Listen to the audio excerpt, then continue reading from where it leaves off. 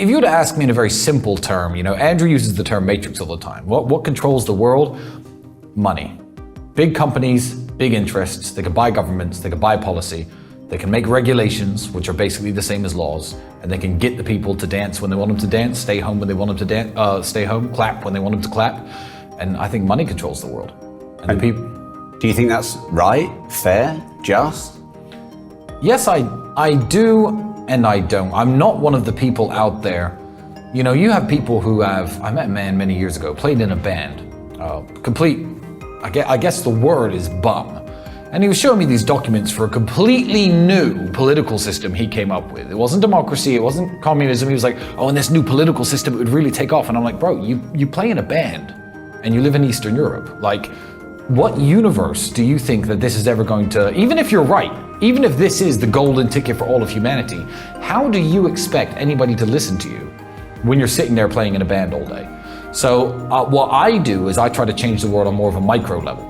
I don't try to change who runs the world, who controls the world, how the monetary system works, how fair or unfair it is. I try to look at the game and play the game as best as I understand the rules.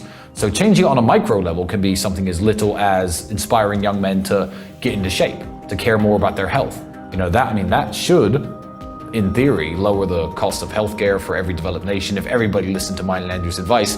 And it's the micro level change that I'm more interested in pursuing myself. I'm not trying to run for office. I'm not trying to change the laws. And the world is set up the way it's set up. So I just try and win the game, as you have.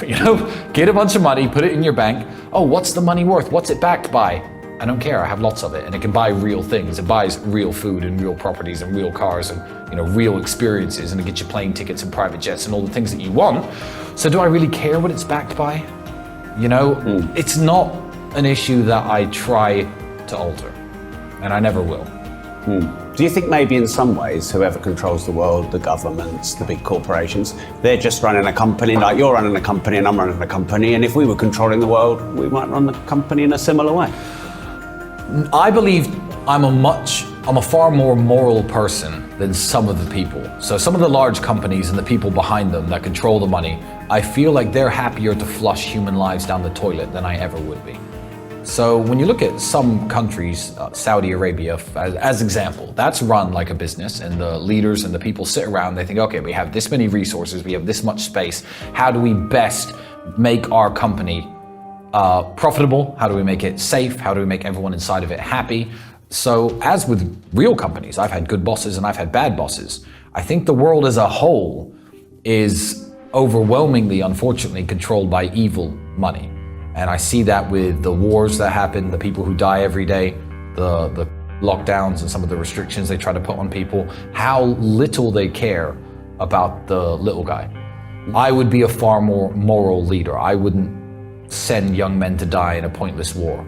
I wouldn't finance wars, try to start them for profit, benefit, nothing.